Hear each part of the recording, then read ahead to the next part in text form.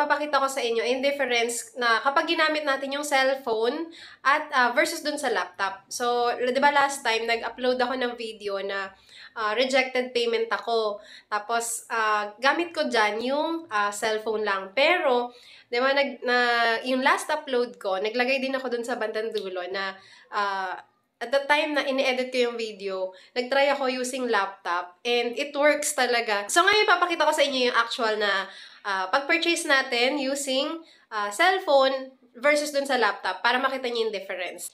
So ayan, nakikita nyo, di ba last time 28,000 yun nandyan sa SPay Later, pero ngayon nasa 27,000 na lang kasi nakadalawang purchase na tayo, ginamit ko yung laptop and nagbayad ako using SPay Later.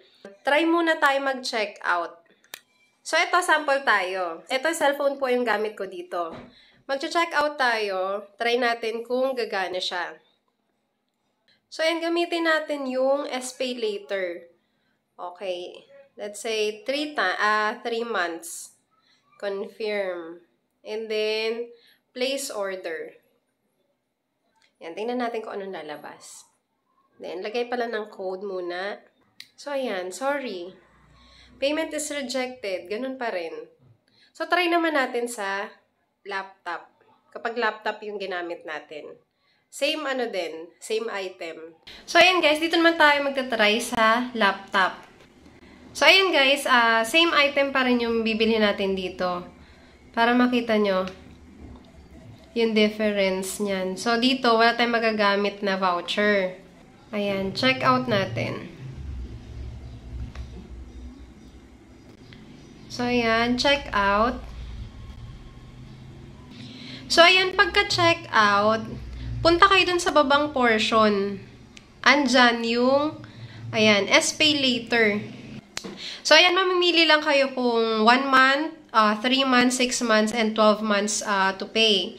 So, ako try natin yung 3 months. So, place order. Yan, tingnan natin kung magiging okay. So, you're about to be redirected to OTP verification for this checkout. Please click below to proceed.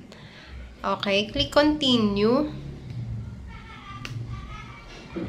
Pag ginamit nyo yung laptop, merong OTP na i-message sa inyo. Yan yung verification code. Lalagay lang natin dito.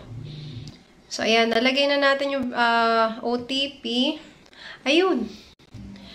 So, ayan guys, nakita nyo naman, naging okay na. Your payment is approved by SPay Later. Yan yung gamit ko, yung laptop. So, yun, kung gusto nyo gamitin yung SPay Later nyo at nare-reject siya pag ginagamit nyo yung cellphone, try nyo using laptop or siguro yung PC.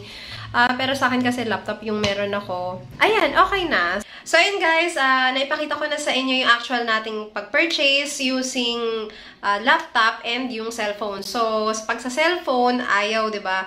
Pero pagdating sa laptop, okay naman siya. Kaya lang, ang nagiging problema kapag laptop yung ginagamit nyo, wala siyang voucher. Sa terms and conditions ni Shopee, magagamit mo yung voucher na yun kapag Android or iOS yung gamit mo. Kapag ang ginamit mo ay laptop, so mawawala yung free shipping, yung mga discounts, vouchers, so ayan. Maraming salamat nga pala kay user GP7 and Marky L. Hombre sa pag-suggest na gamitin yung PC and laptop. So, ayun, katulad nun sa kanila na approve din yun sa akin. Maraming salamat din sa pag-update, iWrite Staff 2017, but unfortunately, hindi nag-work yun sa kanya kahit good payment history siya. So, ibig sabihin, hindi rin talaga siya para sa lahat, pero wala namang masamang mag-try. Subukan nyo pa rin kasi malay nyo naman ma-approve, sayang naman, diba?